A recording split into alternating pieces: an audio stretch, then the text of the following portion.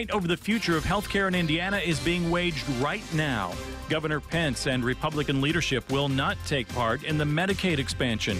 Democrats say we need to, or else Hoosiers will be left behind.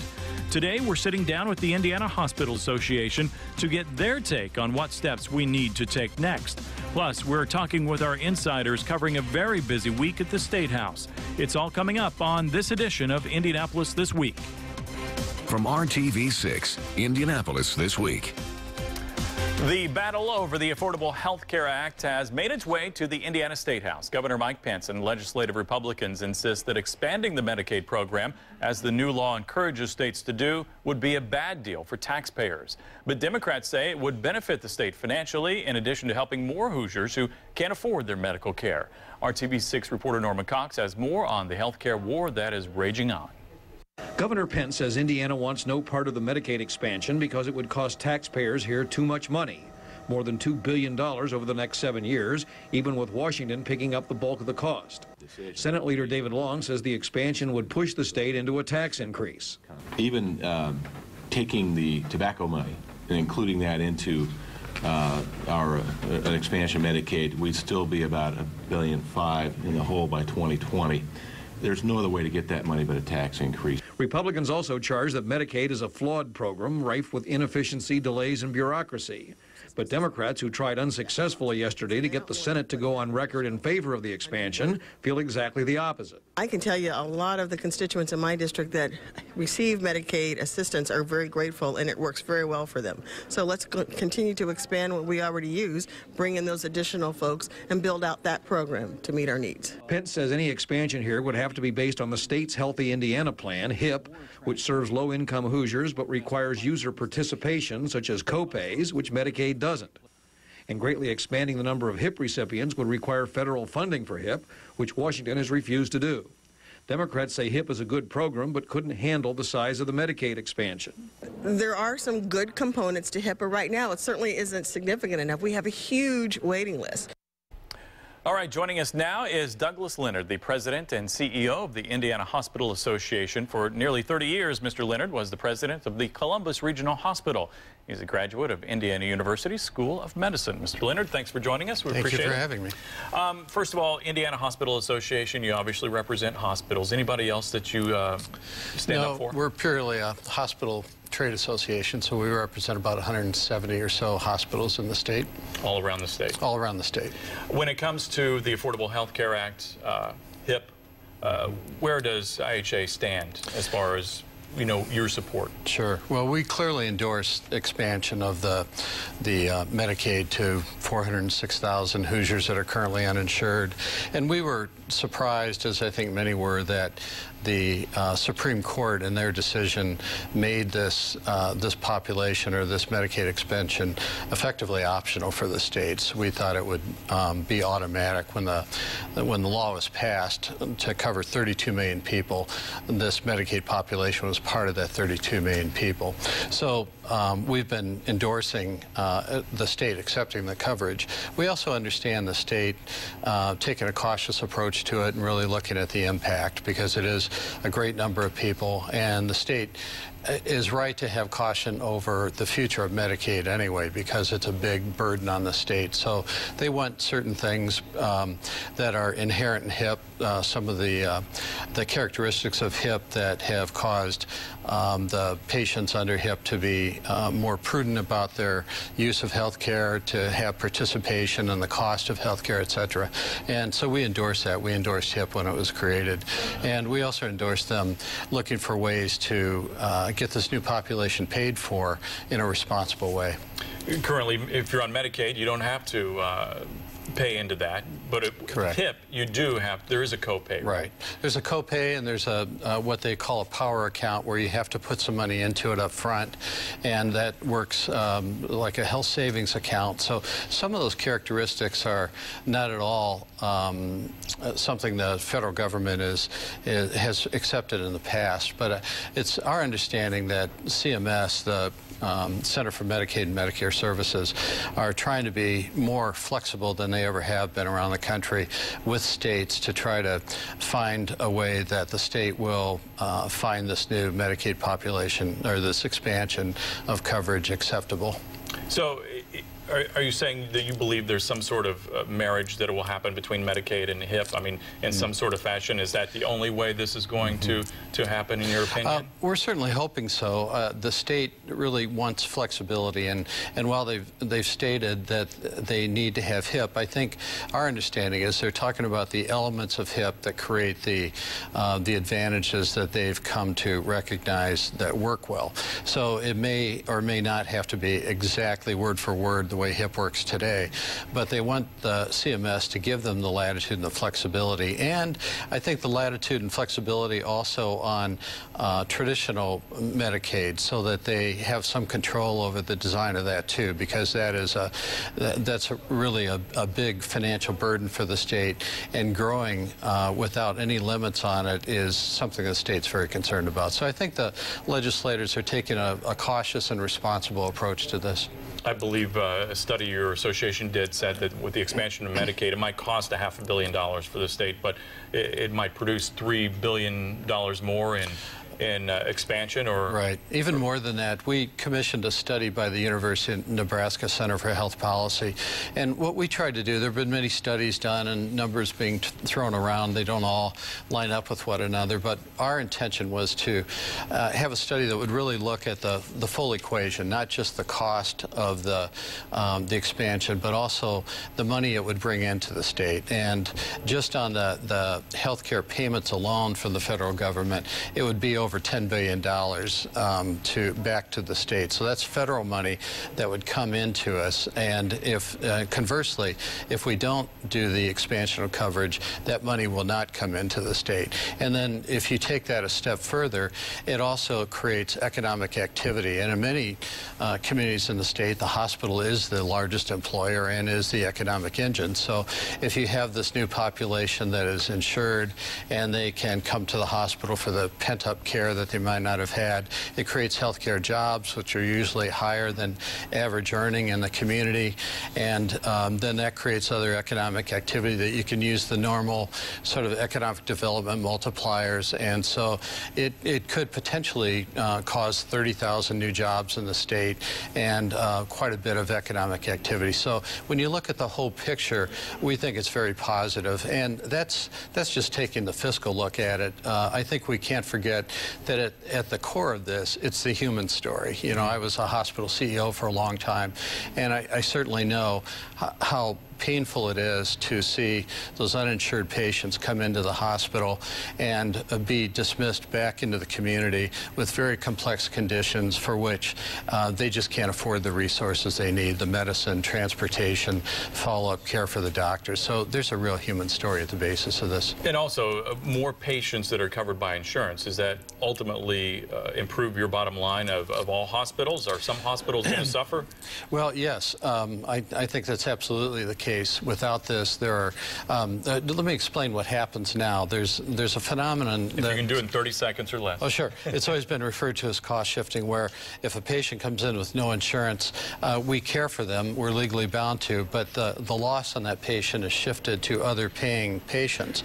So other employers are paying that. So if we're able to have those uninsured patients pay for themselves, then that helps the hospital fiscally, and it helps the patient stay healthier. And ultimately maybe serve more. Ultimately be able to serve more, and those patients be less of a financial drain because they're getting their health care when they need it, and it's not pent up, and they don't end up failing and returning. It's all in the numbers and how you look at it, right? It's numbers, and it's a human story at the basis of it. So. All right, Douglas Leonard with the Indiana Hospital Association. Thanks for coming in. Thank you. Appreciate it. All right, coming up, the governor's proposed tax cut, the mass transit bill, and once again, the death of the Sunday alcohol sales bill. We're touching on all of these topics with our political insiders after the break.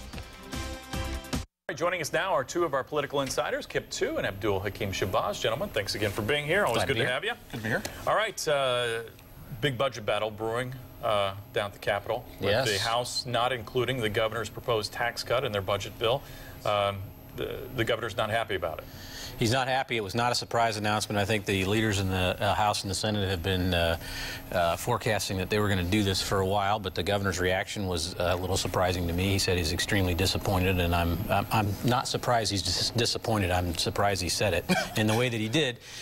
And, you know, I mean, he's put it in his State of the State. It's what he campaigned on. It was his #1 issue, and right out of the bat, any honeymoon he had, it looks like it's over with the House Republicans, at least. Is there a little danger here with Brian Bosma, the House Speaker, making the governor look bad, or is it, you know, are they big enough to handle that? Well, like any couple, you know, the honeymoon will eventually come to an end, and you're going to have your first fight. So, and I think this will probably be sort of their first tip. What a lot of the House and Senate leadership have said is we want to wait until April to get the budget forecast out, and then we'll really know what our revenues are going to be and whether we can afford to include the governor's tax cut. Well, the governor says we can't afford it. Yeah. The problem with that, of course, is that the House Ds have announced that they're going to have a second reading amendment that forces a vote on the tax cut or not. And so Republicans are going to have to go on a record right away whether they're going to support it or not support it. You mean games are being played?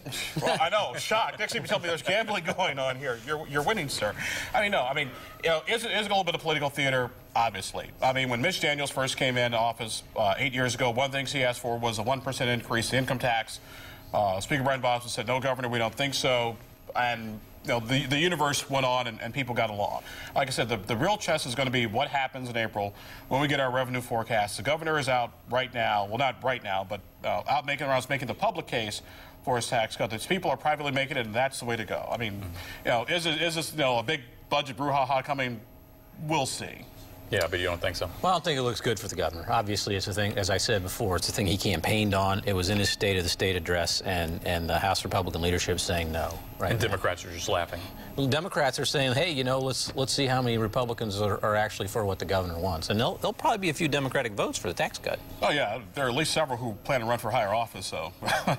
All right, speaking of honeymoons and marriage, what about the marriage of Medicaid expansion and HIP? How's that going to work itself out? Well, I think in the end, what will happen is the Republicans are going to try to figure out a way to make this look and sound like HIP rather than Medicaid expansion, but they will do the Medicaid expansion. They'll try to call it something else. It's going to be a Rube Goldberg sort of approach to Medicaid expansion because of the animosity there is for this president, and they don't want to give him credit for a good idea for anything. They're going to try to figure out a way to make it look like they haven't done what Barack Obama has put in place, but in the end they will.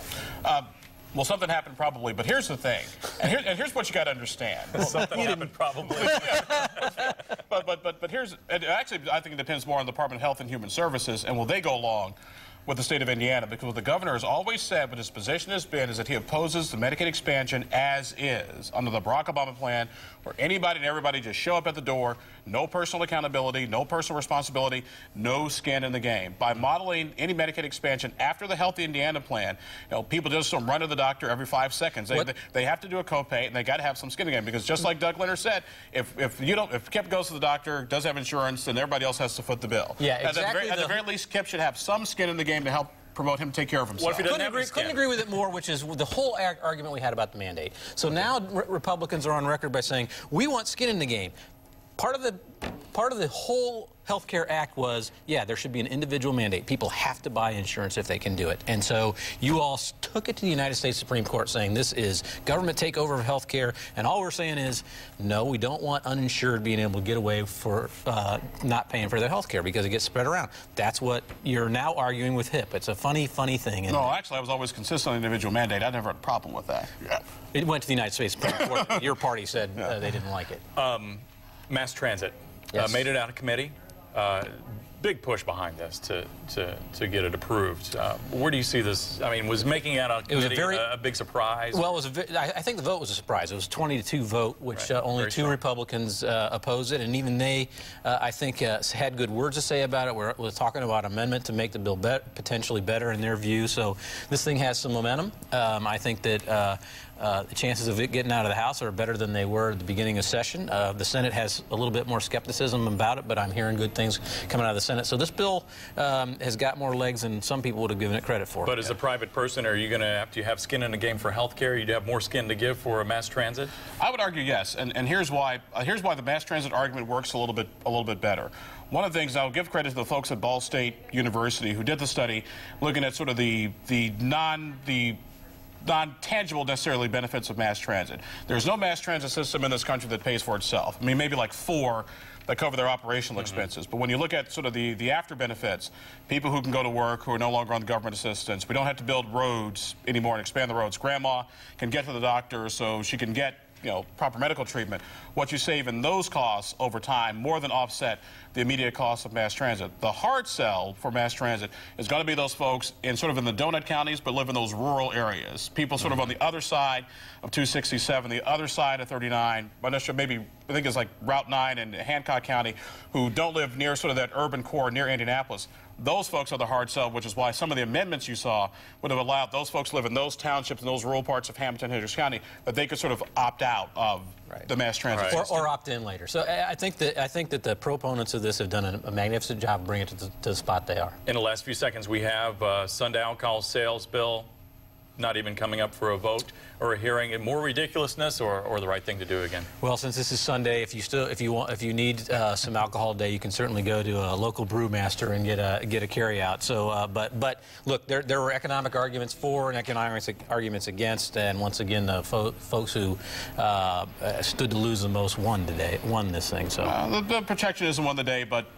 Is anything ever really, really dead? Not till Sunday die. Yeah, well, it's pretty dead. Could it be rolled up into another bill? I mean, somebody had mentioned that. It could, but actually, I think the chances are more likely than not that the patient's going to stay in the coma for right now. They may be resuscitated next session. I'll bet you a beer it's dead. Hey, it's Sunday, can't be doing it. All right, guys, stay right there. President Obama delivered the first State of the Union of his second term, and now he's hitting the road, selling the points he made to the people. Our political insiders weigh in on the goals being set by the White House. In President Obama's first State of the Union address of his second term, he outlined a series of proposals to move the country ahead without going deeper into debt. His first priority, he says, is to make America a magnet for new jobs in manufacturing. He proposed setting up an energy security trust to drive new research, a fix-it program to repair our infrastructure, and he proposed raising the minimum wage to $9 an hour. All of his proposals, he says, would not increase our deficit. Tonight, I'll lay out additional proposals that are fully paid for and fully consistent with the budget framework both parties agreed to just 18 months ago. Let me repeat. Nothing I'm proposing tonight should increase our deficit by a single dime. It is not a bigger government we need, but a smarter government that sets priorities and invests in broad-based growth. Won't increase our deficit by a single dime. Abdul, you buying that? No. No. The president said it should not increase our deficit. Well, that tells me everything I need to know. Anytime the government tells you something really should happen, usually it doesn't. I'm very, very skeptical that unless you really seriously tackle this deficit, unless you really, truly decrease government regulation, you won't have the economic growth that you need. Deficit's been falling the last couple of years, surprisingly enough, and I don't think a lot of people are talking about it, but actually it has been falling. And I think that to really tackle the deficit, you have to have economic growth. I mean, the problem over the course of the second half of Bush's term and the first term of Obama is we haven't had economic growth, and that's why the deficit's really grown. And you saw during the Clinton administration when we had great, large economic growth, we shrunk the deficit. We did things both as a government that got along to reduce that deficit as well. And I will remind everyone that it was a Democratic president that produced a budget surplus the last time, and it really has to do with economic growth. And so those things that government can do to spur economic growth, they should do, because that does the best job of reducing the deficit. It sounded like he was spending some of his political capital when he demanded a movement on climate change and also to bring him some sort of immigration reform, or he's going to go his own way. Is that the right thing to do, the smart thing to do? I think he's really doing a magnificent job of boxing Republicans in. He took a whole bunch of issues that if you polled them individually, a majority of Americans support it. Wide majorities of Democrat, obviously, and a pretty good majority of middle-of-the-road voters support every one of those things. Republicans are now boxed into defending their positions on these things, and they're really looking more marginalized. They've gone so far as to filibuster for the first time a defense secretary, and very disappointed that Senator Dan Coates voted for that filibuster. He's certainly no Richard Lugar. He squeezed the filibuster thing. But with all due respect, on the filibuster, Chuck Hagel, former senator from from Nebraska for Secretary of Defense. The question is, like, some paperwork, some speeches. Lindsey Graham made some comments last week from South Carolina. He expects a vote to end closure, to end the filibuster, and Chuck Hagel to be confirmed. So a delay is not denial. What I think is even more frightening, though, in the president's speech was his call for an increase in minimum wage to $9 an hour. Talk to any small business person, and they will tell you that the minimum wage, if you're going to raise the minimum wage, they got to do one of several things. They either got to raise their prices, lay people off, or cut back on hours. And by the way, ever since the minimum, I know what my good friend's about to say here, so I'll cut you off at the knees and tell you ahead of time. Leave him 15 seconds. As the minimum wage goes up, teenage unemployment goes up, ironically enough, and those are the people who are supposed to be making minimum wage. And by the way, here's another thought. If you don't want to make minimum wage, don't have some non-minimum wage skills. Job killer. You really have about 15 seconds. It's not a job killer, and there's not been a single economist anywhere that's proven that it kills jobs. What it does in the long run is make sure people have a living wage, and we ought to be paying people a living wage. All right. Gentlemen, as always, Kip, Abdul, good to have you here. Thanks for being here. Make sure to stay up to date on political news anytime by following our insiders on our Capitol Watch blog. You can find the link on our webpage, theindychannel.com. Indianapolis This Week continues after the break. Thousands of trucks rolling down Indiana's busiest roads with dangerous flaws. It's a Call 6 investigation that will have you thinking differently about sharing the road. Last year, Indiana State Police pulled thousands of trucks off the road because of serious safety problems. But it's what state police can't catch that could be dangerous for your family. An estimated 1 million trucks pass through Indiana every day, but only a few get inspected to make sure they're safe to share the road. We saw firsthand how even one inspection could potentially save some lives. Monday at 11, why inspectors look at such a small number of trucks and one woman's emotional plea for more inspections. All right, that's it for this edition of Indianapolis This Week. Thanks for joining us. I'm Todd Connor. Have a great day.